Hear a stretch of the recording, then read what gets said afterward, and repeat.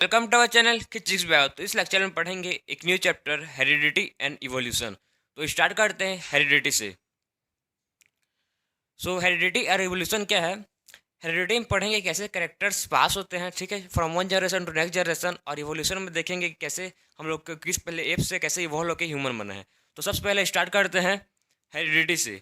तो हेरिडिटी क्या है?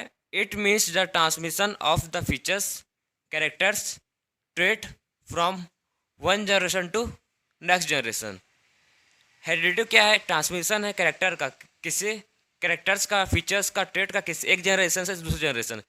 कैरेक्टर्स, फीचर्स, ट्रेट का ट्रांसफर होना फ्रॉम एक जनरेशन से दूसरे जनरेशन, उसको बोलते हैं हेरिडिटी। आपको और मैं सिंपल तरह से बता रहा हूँ। जैसे भी कहीं पर भी आप मतलब कोई न्यू बेबी बॉर्न होता है, न्यू बच्चा पैदा होता है, तो आपने मतलब सुना, बोलते हैं कि ये बिल्कुल अपनी मम्मी की तरह गया है, इसका जो आँख है वो बिल्कुल पापा की तरह है, इसका जो कान है मम्मी की तरह है, इसका फेस है वो बिल्कुल पापा की तरह है। वैसे कंपेयर करते हैं, ठीक है ना? आपने सुना होगा, देखा होगा, कंपेयर करते हैं कि बिल्कुल पापा की तरह दिखता है बच्चा, बिल्कुल मम्मी की तरह दिखता है, ऐसे बोलते हैं। तो किस बेसिस पर बोलते हैं उसको? वो क्या है? उसको कैरेक्टर के बेसिस बोलते हैं, ठीक। वो जो कैरेक्टर ट्रांसमिट हुआ है, कैरेक्टर्स, ट्रेट और फीचर्स जो ट्रांसमिट हुआ है पेरेंट्स से प्रोजनी पर, जो करेक्टर जो पेरेंट्स के में था वो ट्रांसफ़र हुआ है बच्चे के में, ठीक है। जो पेरेंट्स के में था ट्रांसफ़र हुआ है बच्चे के में, उसी के ट्रांसमिशन को बोलते हैं हेरिडिटी। तो हेरिडिटी क्या है? ट्रांसमिशन है किसका? फीचर्स का, करेक्टर्स का, ट्रेड का फ्रॉम एक जनरेशन से दूसरे जनरेशन, उसको बोलते हैं हेरिडिटी। तो अब देखते हैं next variation. Variation the difference among the individual of the species of a population. एक डिफरेंस है, किसके बिटवीन में डिफरेंस है? जो पेरेंट्स है और प्रोजनी, जो पेरेंट्स और प्रोजेनी के बीच में जो डिफरेंस रहेगा, ठीक है, एग्जैक्ट तो थोड़ी रहेगा। तो पेरेंट्स जो बच्चा न्यू मतलब न्यू बेबी बॉर्न हुआ है, ठीक, बॉर्न होगा, वो बिल्कुल एग्जैक्ट अपने पेरेंट्स के साथ थोड़ी रहेगा, डिफरेंस तो रहेगा ना, ठीक है, डिफरेंस रहेगा। वही डिफरेंस को बोलते हैं वेरिएशन, ठीक है, वेरिएशन हो। अब देखते हैं नेक्स्ट टर्म जीनोटाइप। ये हम लोग जो सब देख रहे हैं इंपॉर्टेंट टर्म है, ठीक है ना, मोस्ट इंपॉर्टेंट टर्म है। ये टर्म आपको मतलब आप बहुत बार अभी आप पढ़ेंगे चैप्टर आगे, तो आप बहुत बार ये टर्म यूज़ होगा, उसके लिए आपको मैं पूरा ब्रीफली एक्सप्लेन कर रहा हूँ वन बाय वन। नेक्स्ट है जीनोटाइप। जीनोटाइप क्या है? It refers to the genetic code responsible for any phenotype. ये एक जेनेटिक कोड है। जीनोटाइप को हम लोग क्या बोलते हैं? Genetic appearance. जीनोटाइप को बोलते हैं जेनेटिक अपीयरेंस एंड फिनोटाइप को बोलते हैं फिजिकल अपीयरेंस। ये जेनेटिक अपीयरेंस आपसे नाम से पता चल होगा, जेनेटिक मतलब इसमें क्या जाएगा? जेनेटिक कोड हो जाएगा, जीन। जेनेटिक कोड मतलब जीन, जीन आ जाएगा। तो जो जीनोटाइप है वो क्या रिफर करता है? जेनेटिक कोड को रिफर करता है, जो किसके लिए रिस्पॉन्सिबल है? किसी भी फिनोटाइप के रिस्पॉन्सिबल है। और क्या क्या हो सकता है? फॉर द एग्जाम्पल के लिए दिया है T T, big capital T, big capital T, small T. जो बिग कैपिटल टी है और बिग कैपिटल टी हो क्या? Tallness of the plant. जो क्या शो करता है?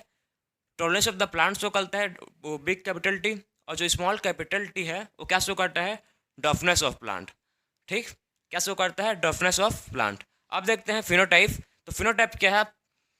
It refers to the physical appearance. मैं आपको बताया, बोला हूँ अभी कि क्या है? Physical appearance of the given organism. Phenotype किसे रिफर करता है? फिजिकल अपीयरेंस से रिफर करता है, ठीक, फिजिकल जो दिखता है। और जो जेनोटाइप मतलब जो जेनेटिक है उसको रिफर करता है। Physical appearance of the given organism, जैसे कि टॉल प्लांट एंड ड्रॉफ प्लांट। किसी भी हम प्लांट को देख के मतलब उसका मतलब प्लांट को मतलब किसी भी देखते हैं क्या बोलते हैं? ये लंबा प्लांट है, छोटा प्लांट है, किस बेसिस पे बोलते हैं? मतलब फिजिकल मतलब, ठीक, हम जो देख सकते हैं उसको बेसिस पर बोलते हैं कि कोई प्लांट टॉल है या शॉर्ट है, ड्रॉफ है। लेकिन उसको जीनोटाइप को हम लोग नहीं जान पाते, तो वही जीनोटाइप है, वही जीनोटाइप है। उसको हम लोग किसी भी प्लांट के जीनोटाइप को देख कर नहीं पता कर सकते कि प्लांट क्या है, ठीक। नहीं, किसी भी प्लांट के हम लोग फिनोटाइप, किसी भी प्लांट के फिनोटाइप को देख कर हम लोग ये बता नहीं सकते कि एक प्लांट टॉल है कि ड्रॉप है बोल के। हम तक जब तक उसका जीनोटाइप पता नहीं रहेगा। जीनोटाइप जो, जैसे कि जीनोटाइप है यहाँ टी टी, तो क्या के लिए ये स्टैंड हुआ है? Tallness of the plant. इसमें स्मॉल टू किसके लिए स्टैंड हुआ है? डॉफनेस ऑफ प्लांट। और इसमें मान लो फिर टी के लिए रिप्रेजेंट करते हैं big T, capital letter T and small letter T. एक क्या किसके लिए रिप्रेजेंट हुआ है? ये भी हुआ है किसके लिए? ड्रॉप करने हुआ है, ठीक है ना, टॉल का रिप्रेजेंट हुआ है। ये भी हुआ है टॉल प्लांट के लिए रिप्रेजेंट हुआ है। तो हम लोग नहीं बोल सकते किसी भी बेसिस पर कि कोई प्लांट टॉल है जब तक उसके जीनोटाइप को नहीं जानेंगे। तो अब देखते हैं नेक्स्ट, क्लोन्स। क्लोन्स मतलब क्लोन्स वर्ड का मन होता है सिमिलर, मतलब आइडेंटिकल। क्लोन्स वर्ड का सिमिलर मीनिंग होता है आइडेंटिकल, बिल्कुल सेम टू सेम। जैसे कि ये एक ठो मार्कर है और एक मार्कर है, दोनों सेम टू सेम। इसका शेप देखिए, कलर मत देखिए, इसका शेप। ये दोनों मार्कर क्या है, सेम टू सेम है। इसका कलर मत देखिए, शेप देखिए, पूरा same to same, same size का है, सेम लेंथ का है, बस इसका कलर डिफरेंट है। देखा चीज़ इसका सेम है, तो उसी को बोलते हैं clone. Exact organism which are exact copy of it, organism which are exact copies of each other. ऐसे ऑर्गेनिज्म जो एग्जैक्ट कॉपी होता है, बिल्कुल सेम टू सेम। जैसे आपको मैं अभी बताया, मार्कर का एग्जांपल दिया कि एग्जैक्ट मार्क सेम था, ठीक है। उसका सेम, बिल्कुल सेम मार्कर था, कलर डिफरेंट था। वो ब्लू है, ये ब्लू है, वो ब्लैक था, बाकी बिल्कुल एग्जैक्ट का था, उसे बोलते हैं क्लोन्स, सिमिलर।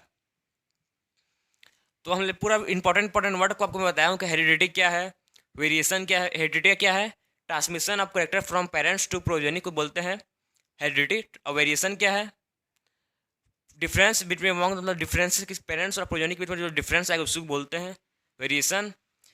जीनोटाइप क्या है, जेनेटिक कोड को रिप्रेजेंट करता है, जेनेटिक अपेरेंस को। फिनोटाइप क्या है, फिजिकल अपेरेंस को रिप्रेजेंट करता है। और क्लोन्स क्या है, एग्जैक्ट कॉपीज। तो आप देखते हैं मेंडल, मेंडल का जो वर्क है, एक आपका एनसीईआरटी में फेमस साइंटिस्ट है Mendel and his work on inheritance. Mendel एक साइंटिस्ट है जिन्होंने किस में वर्क किया था, इनहेरिटेंस, इनहेरिटेंस में वर्क किया था, ठीक। तो एक साइंटिस्ट का नाम है गिगर जॉन मेंडल, ठीक है। Gregor Johann Mendel, known as the father of genetics. इसको क्या बोलते हैं, father of, Gregor Johann Mendel को क्या बोलते हैं, फादर ऑफ जेनेटिक्स बोलते हैं।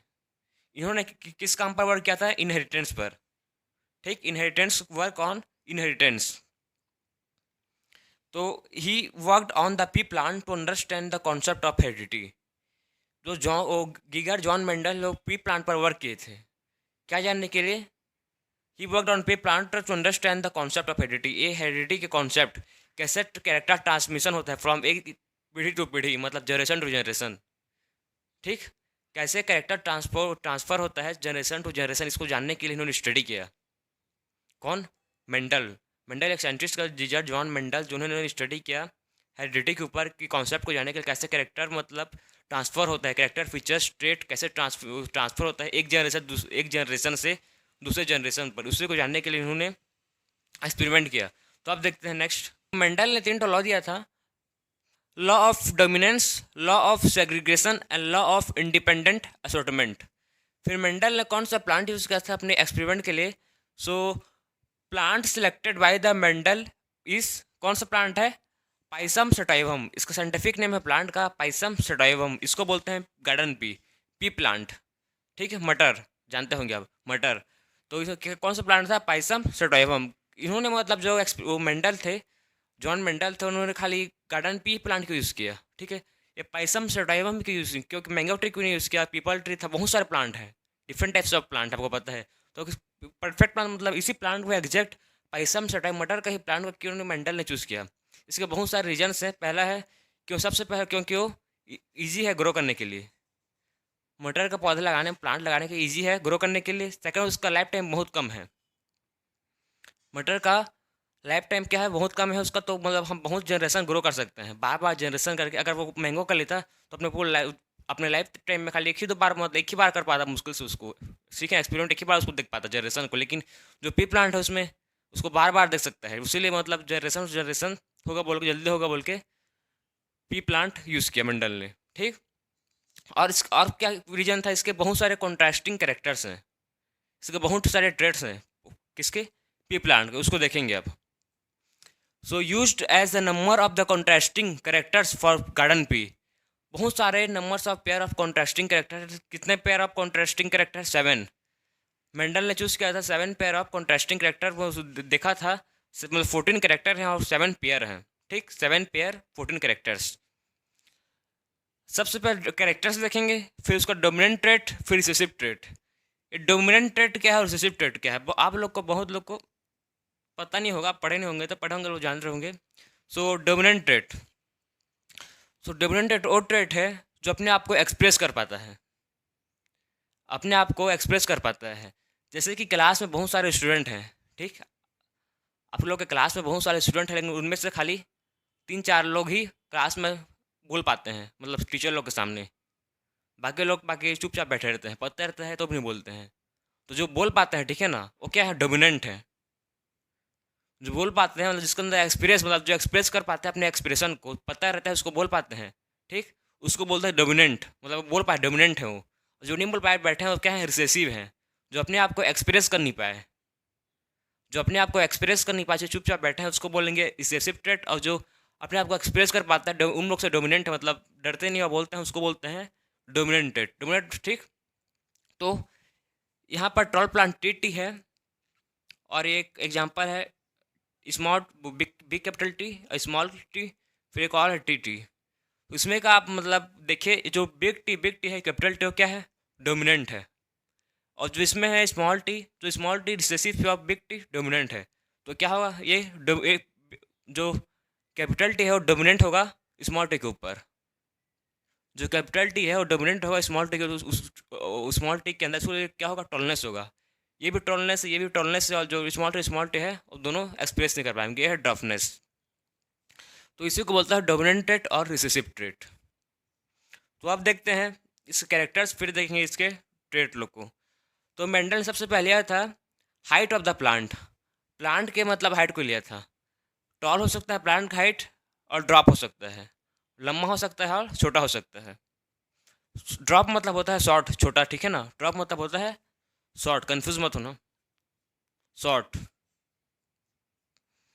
सेकंड करेक्टर लिया था फ्लावर कलर। फ्लावर कलर में कौन सा कलर लिया था, violet and white. Flower colour में लिया था वायलेट कलर लिया था, डोमिनेंट करेक्टर ट्रेट में लिया था वायलेट, और रिसेसिव ट्रेट में लिया था वाइट। थर्ड किसने क्या लिखा, कौन सा करेक्टर लिया था, flower position, flower position, axial या टर्मिनल।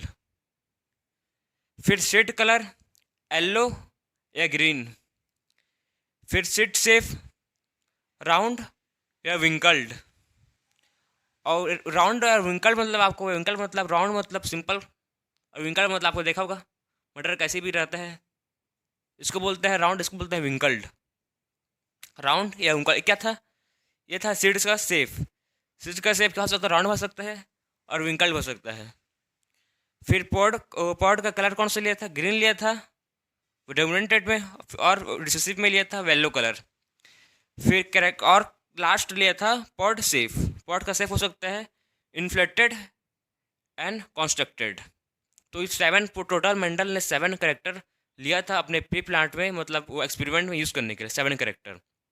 मेंडल ने 7 पेयर ऑफ कॉन्ट्रास्टिंग करेक्टर लिया था। सबसे पहले लिया था कि वो height of the plant tall हो सकता है, कि ड्रॉप टॉल को रखा था डोमिनेंट ट्रेट में, और ड्रॉप को रखा था रिसेसिव ट्रेट में। फिर फ्लावर कलर वायलेट है कि वाइट, फिर फ्लावर पोजीशन एक्सियल है कि टर्मिनल, फिर सीड कलर येलो है कि ग्रीन, फिर सीड शेप राउंड है कि विंकल्ड, फिर लिया था पॉड को कलर ग्रीन है कि येलो, फिर पॉड शेप कॉन्स्ट्रिक्टेड और इन्फ्लेटेड है कि कॉन्स्ट्रिक्टेड है।